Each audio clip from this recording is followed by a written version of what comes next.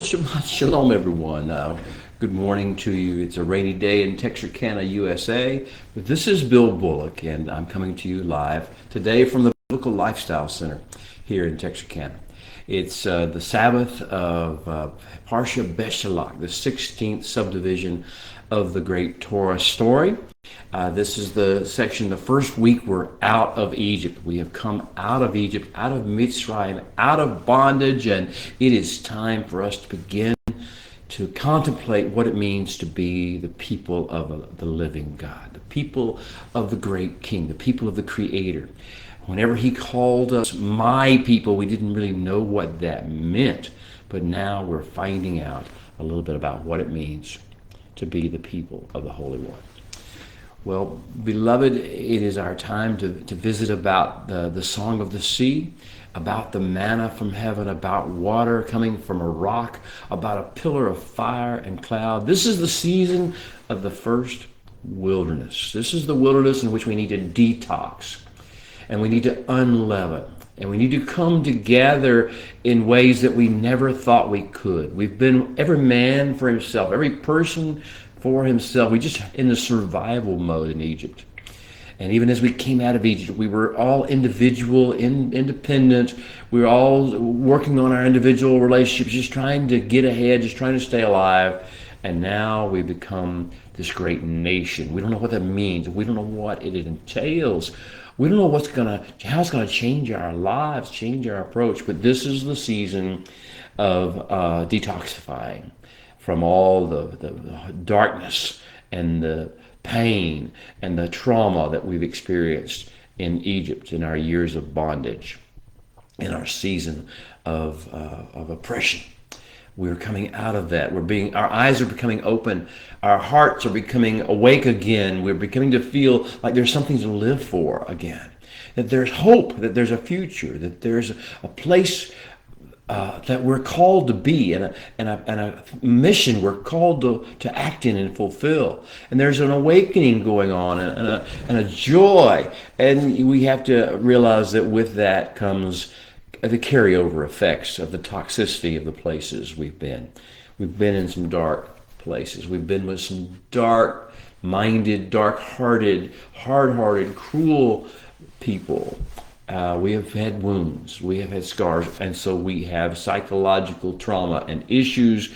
We have doubts, we have worries, we have a sense of overwhelming need and a sense of lack of direction. We have all sorts of issues. The Holy One knew it before He called us. He knew this process of unleavening, of detoxifying, of recentering was going to have to take place before we could have our great meeting, which is coming up at Mount Sinai. Next week, Parsha Yitro, the next Parsha we study in Exodus, we will get to the place where we are actually talking about the meeting at Sinai. And that will be the rest of the book of Shemot. The Western world calls it Exodus. So let's get started with our discussion. I call this Welcome to the Table. Welcome to the table of the Holy One. These words which I enjoin you this day, Moshe will later tell us, these words which I enjoin you this day, and he's going to begin to expound those things to us now with this Parsha Beshelach. These words which I enjoin you this day are to be upon your heart, he will say. And he will tell us, he will counsel us, he will cajole us, he will urge us, teach them diligently to your children, and talk of them as you sit in your home, and as you walk by the way, and when you lie down, and when you rise up. So this is the season when we're beginning to catch the vision and the specifics of what our mission is. Beshelach, our first priority after the great deliverance movement that got us out of Egypt, the great doing exactly what was necessary but not one thing more by the Holy One to bring us forth, the showing of the mighty hand and the outstretched arm of the Holy One. Now after that, our first priority is what? To unleaven. We are carrying stuff. We have been pumped full of trash and garbage and anger and angst and outrage and worry and materialism and fixation on the afterlife and the death and all these control, manipulation factors survival. All this has been what has been occupying our hearts and our minds for generations. So we have some unleavening to do. We have some detoxing to do. And this detoxing is never pretty. Detoxing is who is willing to put up with it, who is willing to stay with. He is going to stay with us. He will hold us. He will be with us. He will nurture us and nurse us and cajole and can encourage us and inspire us all the way through our detox proceeding. That's how we'll fall in love with him more than we ever could imagine. And then with this unleavening and with this detoxing, we will find a great reorienting. We will recenter our lives. Our lives will suddenly have a foundation and a meaning and a purpose and a mission. And we will know who we are and what we're called to do and be. We will understand that we are the kingdom counterculture upon the earth. We're not called to do that because we're perfect, not because we're better than other people. We're called to do it because we have been detoxed, and they haven't. We've been unleavened, hopefully, and they haven't. We've been re-centered and recalculated, and we have felt his embrace through the deepest times of our toxic detoxing.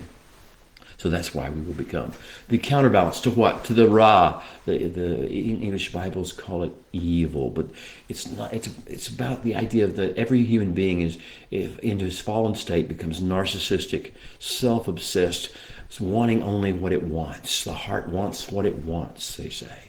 Well, this is the issue of Ra. But it's not just Ra, it's a trifecta of Ra, Shakhat, and Hamas. What is Shakhat? Shakhat is usually translated into English as corruption. It just means going any way besides, or every way besides, what the Holy One says is the right way to live, the right way to be, the right meaning for which, and the purpose for which we're called. So that's Shakhat. So Ra adds to Shakhat, and that adds to Hamas, which is usually translated into English as violence. It also means cruelty, but it really means that which says to other people, looks at them and says, you don't deserve, I'm not going to give you any grace. I'm not going to give you any favor. I'm not going to give you any goodwill. I'm in this for me and for me alone. So Ra, Shakhat, and Hamas, the great trifecta, also known biblically in the English language as the lust of the eye, the lust of the flesh, and the pride of life. These things are combining to make this humanity in deep, deep trouble. So the Holy One has raised up another way, a model nation, a people of the most excellent way that can model and offer and inspire others to come out of Rosh Hashanah's Hamas into the better lifestyle. So this is what we're here for. We have this calling, but we're not prepared. We are not ready for prime time just yet. We're still dealing with major issues, post-traumatic stress disorder. We have been toxic. We have been treated very badly. We have suffered very much. We are not ready yet to be able to step into this role of calm, shalom-filled, joyful, gracious, kind, gentle, faithful, self-controlled people. We have to deal with our triggers. We have to deal with those. And that's what this first wilderness season that we're in is all about. This is a season of disconnecting, disorienting from Egypt and its ways, and the Rosh, Shakhat, and Hamas, of all the ethnicities and all the cultures of the world. They've all fallen into it equally. We did too. Now the issue is, can we come forth and then lead others forth as well? So the disorienting from the toxic ways of the nations, the raging nations, and the peoples who imagine a vain thing that Psalm 2 talks about. And we have to release and give up the illusions and the delusions of the nations and the ethnicities. Each has its own separate group of illusions and delusions. Each has this mirage syndrome, where they see things as if they're in their own eyes and they believe they're real, but they find out as they get closer it's all just an illusion. It's all just a delusion. We have to disconnect from all that and get the vision of the Holy One for mankind and what we're here for. So beyond disconnecting with those things and disorienting and reorienting, we need to unlearn. Basically, if I can look at you in the eye and say to you with my heart open and bare, we need to basically unlearn everything about life we have learned. Everything about God we have learned. Everything about religion we have learned. Everything about service of mankind we have learned. Everything about theology we have learned. We need to unlearn it. Now, we will relearn some of it, but we'll learn it better with a different perspective. We're not going to throw it away forever. We're not going to throw out babies with bathwater. But what we are going to do is say, we will not take anything that we've been given without subjecting it to the lens of Scripture, the lens of the Torah, the lens of Messiah's teaching, the lens of the prophets. These things must be examined and reviewed. So this is a season of unlearning. I've mentioned the term before, and you may not be familiar with it. I said there also is a season of unleavening. If you understand how leaven works, especially in the making of bread, which is the basic fundamental food of mankind, leaven is what causes the bread to rise, the dough to rise, and cause it to be puffy and good to look at. But leaven carries with it it absorbs what's in the atmosphere. It absorbs smells. It absorbs particles that are in the air. So when you have leavened bread, you don't just have wheat and flour and water. You have that mixed with the milieu, the culture of wherever you are. And you will taste it and you will eat it every time. So this is a season of unleavening. So we don't want to have all that stuff, atmospheric things that have been pushed upon us in Egypt. That's what the whole idea of unleavened bread is. You take a starter again without all the negative influences of the environment that you've been absorbing for the past months. You've been using the starter, or years, or whatever. So this is a season of unleavening for us. Oh, are you ready to unleaven? In the practical realm, we've been there in a time, if we recount this season according to the Holy One's calendar, we are really unleavening during the period of time we're doing the things that are mentioned. The 50 days after Passover, we start with 7 days of unleavening, and then we re-leaven for the rest of the 50 days by getting ourselves ready to carry the kingdom of heaven's scent and the kingdom of heaven's atmosphere into the bread that we make and provide to the world. So it's a season of disconnecting, of unlearning, of unleavening. It's a season of realigning our allegiances and our truth and our troth. Trending, we will go away from trusting in horses and chariots and men and our own strength, and we'll begin to trust in the Holy One. Yes, we do have trust issues, but we will get there. And so we are in the first wilderness, Bamidbar.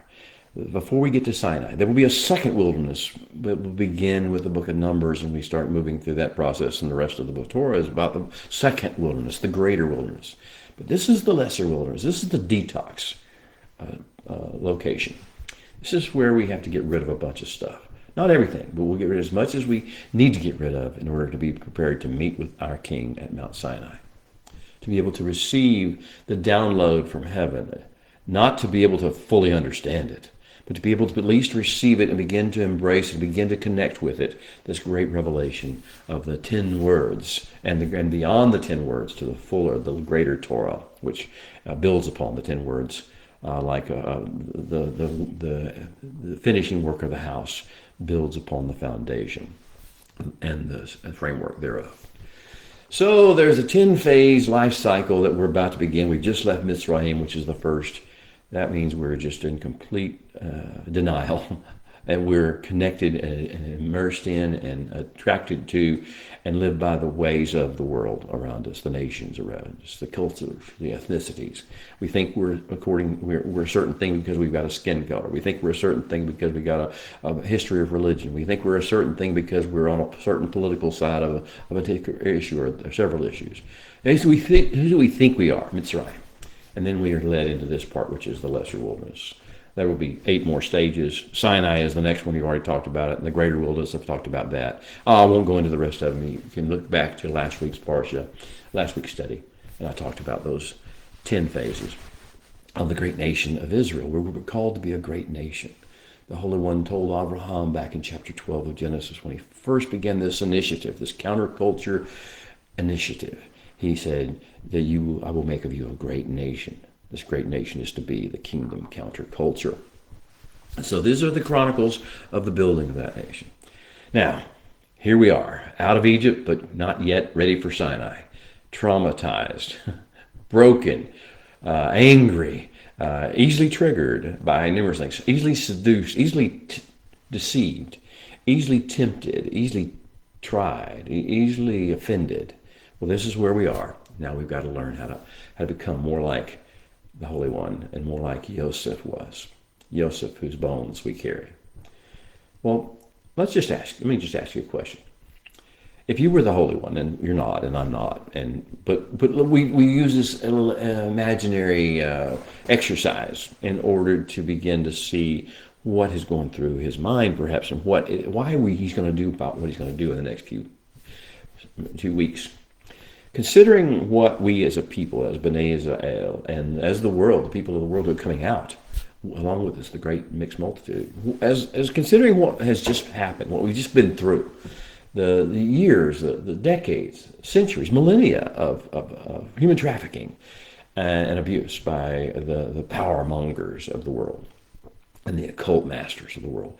Considering what we've just been through and how traumatized we all were, not one group more than another. We were all traumatized as a result. Now, if you were the Holy One and you had to teach your ways, teach the more excellent way, teach the way of life, health, and peace to a people who are as toxified and traumatized by pagan culture as we have been, where would you begin if you were the Holy One? What would you know? What would you do to wean us off of the deception and the lies and the trauma and get us through the detoxing process, the tremors, the fears, the everything that happens to us, the physical manifestations, the hunger, the thirst, the worries? How would you get it? What would you do? What lessons would you teach? What subjects would you focus on? What would be your starting point? Well, that's what basically Parsha Beshelach is. This is the lesser wilderness, and it is a time for 10 essential emunah, or trust, or faith 101 lessons. These are our essential lessons. These are the critical first 10 lessons you have to learn before you get the big other 10 lessons and the other 600 and something lessons of the Torah. The first essential Emunah 101 lessons. The things our Creator and Redeemer, blessed be His name, taught us during our first wilderness excursion together. Yeah, because, we've got all these things. We've got trust issues. Can you blame us? We have questions. How will we find our way across this vast desert to Eretz Canaan, or Eretz Yisrael, a place we have never seen in our entire lives? How will we find our way? He will answer that question. There would be a guide. There would be like a pillar of fire and cloud that is equipped with a online navigation system, sort of like GPS, that he will monitor, he will remotely control from heaven. How cool is that? We're going to see that he is our guide. He is directing our steps. Now, that will sometimes bother us. But the first question we have is, how will we find our way across the vast desert? And he will answer that question for us. Second question we have, or should have, is how are we going to find shade from the hot desert sun and shelter from the howling desert storms, the wind, the sand, and the faces, the things that blow in the air? How will we find shade, and how will we find shelter? He has an answer for that. He will answer it this week. He will give us the clouds of glory that act like a great heat and air, a central heat and air system for us, cooling, keeping the sun off of us, and giving us fresh breath, and also operate like a great air purification system that purifies the air that we breathe. We will have this surrounding and encompassing presence of the clouds of glory that we will commemorate every year at Sukkot. Okay, the third question will be, what are we supposed to feed our children and our families and ourselves and our animals when these puny little sacks of matzah, unleavened bread we carried out of Egypt, run out? And they're bound to. There's only a few days worth at most. What will we eat then? That's our question. The answer is going to be amazing. This is the Parsha of Man, or Manhu, or Manah, it's called. Man. What is it? Who is it? Who is he? What is this? The manna. We will give us food to eat. We have to totally rethink the way we eat, the reason we eat, the times we eat. We'll think everything about appetite and food will have to be re-examined, and He will give us what we really need, tie us back to daily bread, as we're going to read about it much later. So that's our question, third question about what will we feed ourselves. Fourth question, when and at what intervals are we to rest and recharge and do that physically and psychologically and spiritually? And in those reconnection times, when are we supposed to reconnect with who He is and who we are, who we're called to be? When? At what intervals? He's going to reintroduce to us. He's going to answer the question by reintroducing to us the seventh day, holy, blessed Sabbath. We'll learn to experience Sabbath. We've been in slavery for generations. And now He's going to reintroduce the majesty, the blessing, the holiness, the energy, the reconnection, power, and the spiritual revitalization and inspiration of the Sabbath. How beautiful. We could have another question. How are we supposed to survive if Pharaoh sends his great army of chariots to kill us? Good question. He has an answer. Wow. The answer at the Sea of Reeds will be what we have never could have dreamed of, and the world will wonder at and be in awe of forever. He will send a west wind, and as Moshe lifts his rod, and as the west wind blows, we will see the waters of the Sea of Reeds part and stand up on each side of us and make a column, and we will walk through that dry shod, and we will escape the attacks of the Pharaoh's chariots, and then the waters will congeal as Pharaoh pursues it, or Pharaoh's army pursues us, and they will not make it through, and we will be safe from them forever and ever. Wow. Next question. Will we ever feel safe and joyful enough to sing national songs of freedom out loud? Oh, you realize what it means to be able to sing out loud? Maybe you've been used to it so much it's not a thing anymore. But most people don't get to sing out loud. Will we ever feel safe and joyful enough to sing national songs of freedom out loud for the world to hear? Will we ever feel safe and joyful enough to dance like no one's watching except heaven? The answer will come this week. The song of the sea and the great beat, the rhythm beat out by Miriam and the women of the camp with their tambourines. We'll sing the song of the sea. Yes, we will be safe and joyful enough to sing national songs. And it will be healing. It's not about the theology of the song, although there is great wisdom in it. It's about the freedom that comes out. It is about the restoration. It's about the empowering that comes with being able to sing joyfully and feeling safe to do so. National songs of freedom, and to dance like no one on earth is watching our matters, because our Holy One is watching us. Well, the next question we may ask is, can the bitter experiences of life and the bitterness that we feel inside of us by virtue of what's happened to us, can that be made sweet? Can there be a great restoration, redemption of even the hard times, the bad things? Can that which other people intend for evil, or which seems to us to be intended for evil, can even those things be made tov, good and sweet, and remembrances that are joyful? Yes, we'll get an answer to that question. That question will come this week, part of our detox process, our unleavening, relearning process. We can learn how the bitter can be made sweet at Mara. And then another question we may have or may want to ask as we start this journey with the Holy One, now going in His direction as opposed to the way the Egyptians made us go.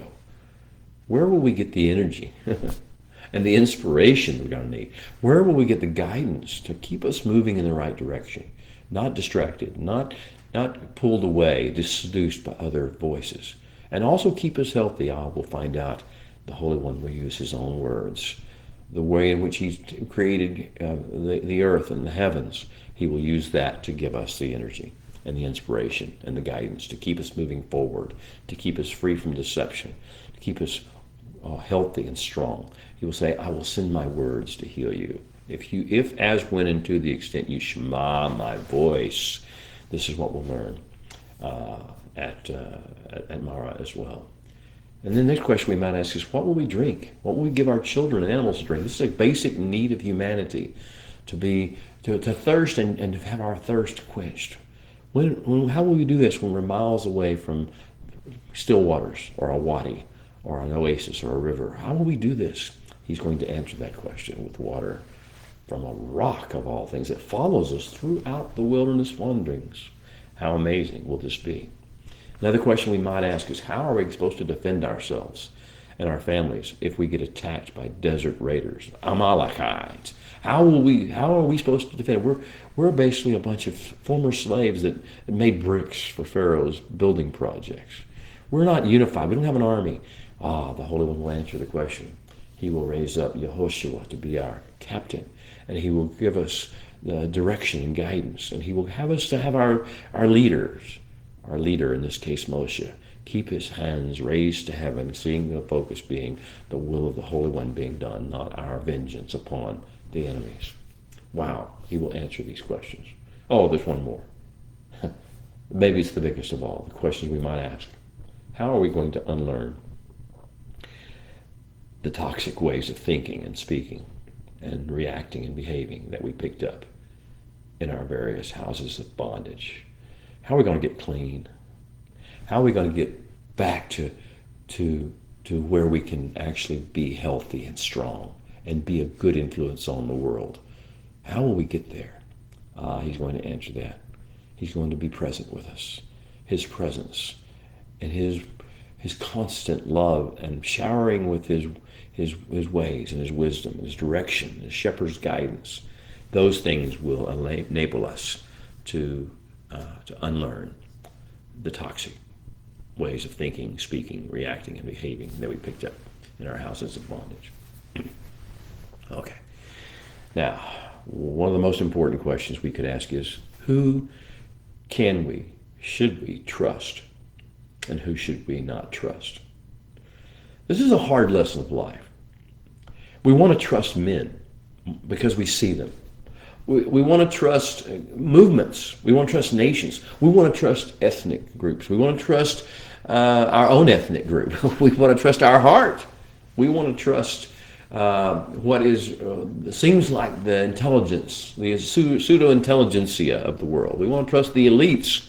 We want to trust the media. Who do we trust? Well, there's only one we can trust, the Holy One. We'll have to learn that the hard way.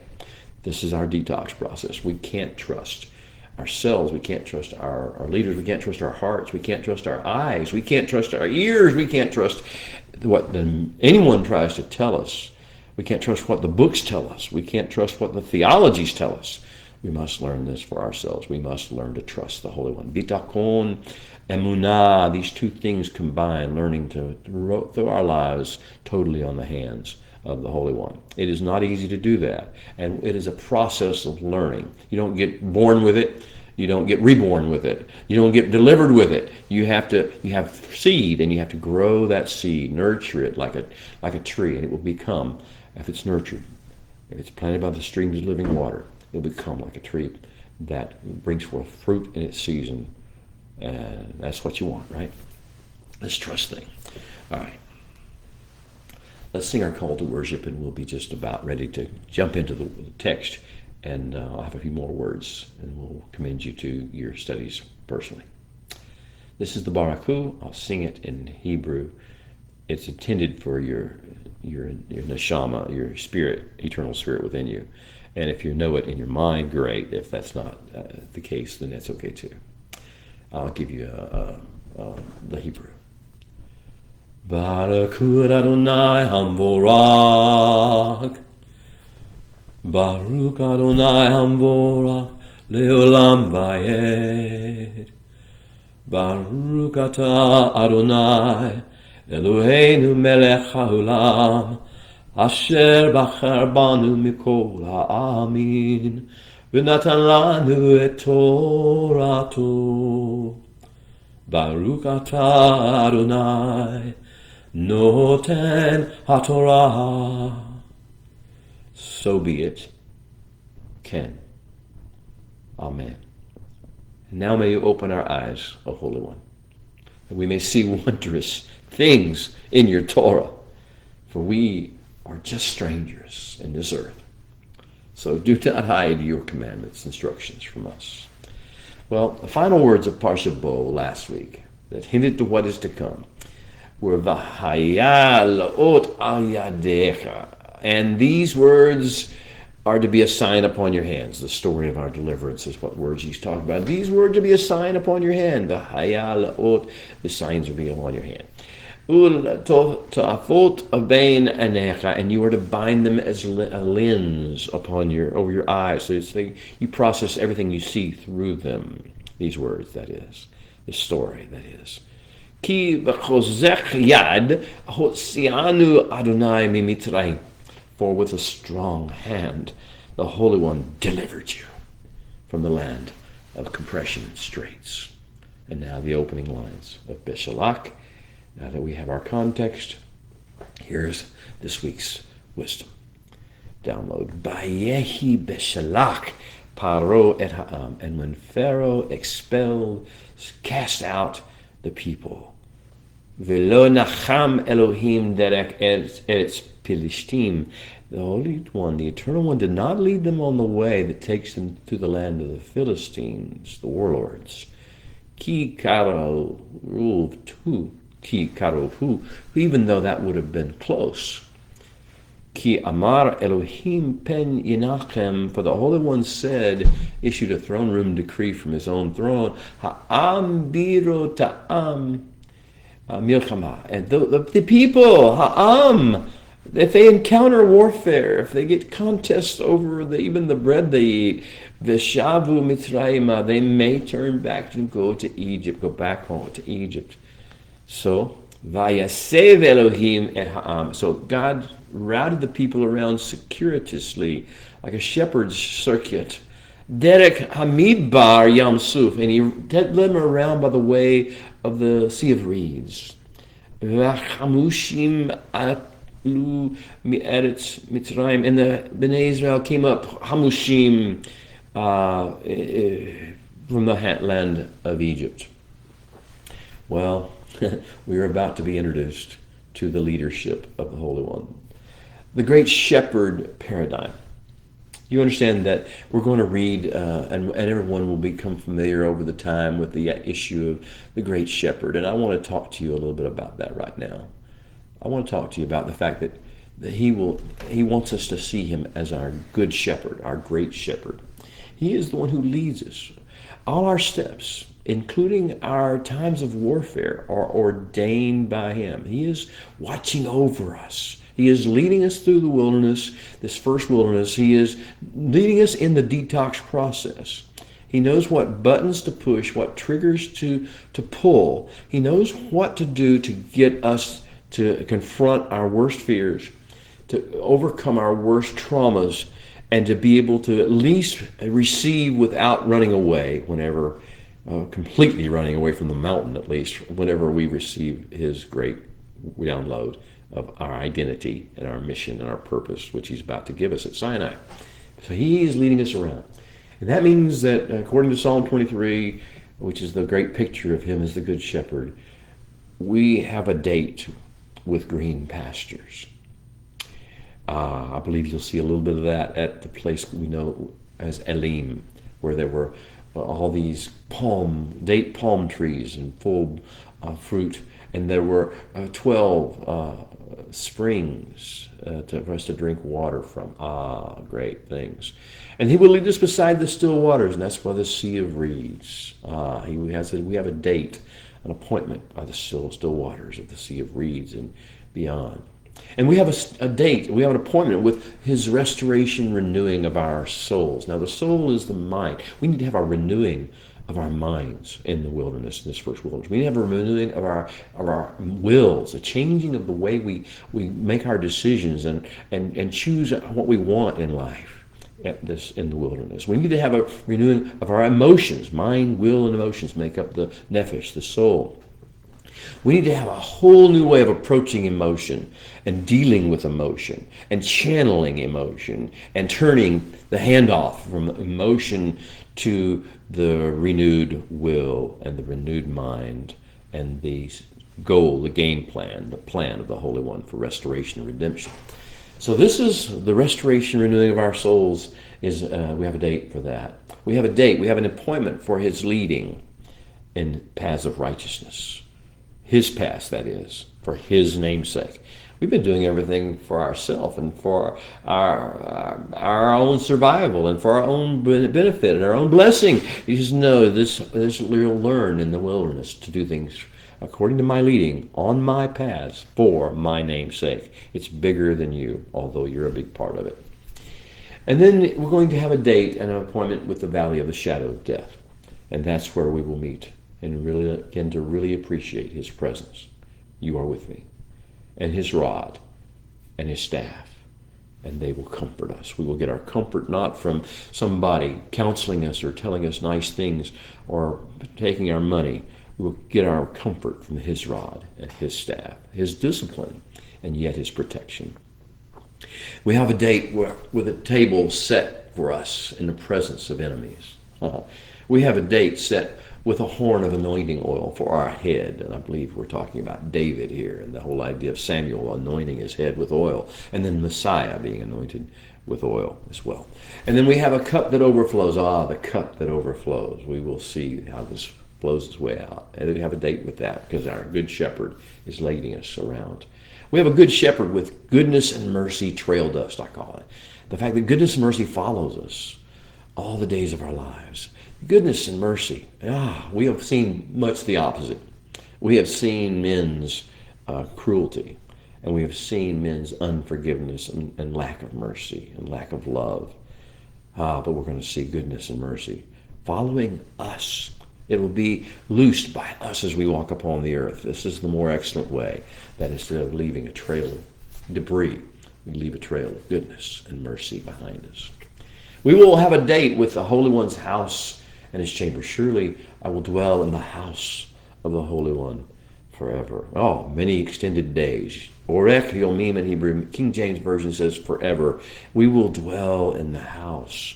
Yes, we will have the tabernacle. We will have some manifestation of His presence, and it will be carried forth beyond the years of the tabernacle, past the years of the temple, all the way into the place where we carry it. We steward that presence daily. This is the time that's coming for us. This is what's coming up. And I want to read Isaiah 35, verse 6 and following, to tell you what it's supposed to look like and how it will feel. I want to give you a poetic, prophetic implication of what this is supposed to look like in your life as we begin to incorporate these things, detoxify from the other things. Here's what it says. And then when we get engaged in these things, the lame will leap like a deer, and the tongue of the dumb will sing. You hear the song of the sea. For waters will burst forth in the wilderness, like the water from the rock. Waters will burst forth in the wilderness, and streams in the desert, and the parched ground will become a pool, and the thirsty land will become springs of water, like at Elim. And the habitation of jackals, where each lays in wait, grass with reeds and with rushes will grow instead. And a highway will be there, and a road, and it will be called Derech HaKodesh, the way of the holiness energy of heaven. And the unclean, the tameh, those who are corrupted, will not cross it. It will be for another group. Whoever walks this road, although a fool, will not go astray. Whoever walks this road, although a fool, will not go astray. The first thing we learn in Parshat Beshelach is that whenever the Pharaoh sent us out, the Holy One led us. There was a handoff. The Holy One took us in charge, became like a shepherd to us, became the good shepherd to us. And knowing what we needed, knowing what detox and issues and questions we had to address, what toxicity we needed to release, He led us all the way, every way. We went in His way. not the way that would lead us into the shortest path necessary, which would go up through the land of the Philistines, where the cartels or the road, the highwaymen of the Philistine nation would attack us. We would see war. Even our times of war are ordained by the Holy One, but we will be prepared for war, and we'll right war at the right time, which will be Amalek, and he will give us the ways in which we can defeat Amalek and learn the lessons of life and spirit in that regard. Now, there's one other factor. It begins with chapter 13, verse 19.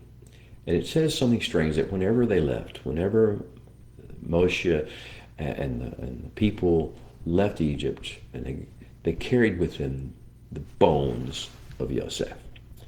The bones of Yosef. It's an interesting phenomenon that all through the 40 years of wilderness wandering, the key landmark, the key identifying factor, if you look beyond the supernatural, beyond the water and the pillar of fire and cloud, the clouds of glory, and you look beyond the manna that falls from heaven, you looked at what we were doing, you see one unifying factor. We were carrying the bones of Yosef. These bones of Yosef. Bones, atzmut, in Hebrew, it comes from atzam, which means to bind things together to make them stronger. The bones of Yosef are a unifying, strengthening factor. The remembrance of Yosef. We should never forget that we are the seed, that we are the growing under the protection, under the guidance, under the unifying influence of Yosef. Yosef is our Messiah prototype. Yeshua will look a lot like Yosef.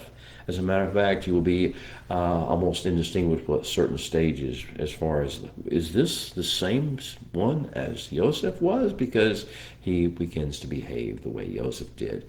Faced with all sorts of trials, faced with all sorts of anger, knowing when to give a true but negative report, and knowing when to give grace and mercy, and understand that though things were meant by others for evil, yet God uses them for good. These are the story. And our connection is with Joseph, more so than with any of the other patriarchs. Our connection is with Joseph. Well, there are so many unknowns ahead, but it is going to be a great journey, a great trip. This is our story. This is our song. May this week, may this Shabbat be a time of unleavening, of detoxing. May it be a time of regathering, reconnecting, recentering upon the Holy One and His will for you.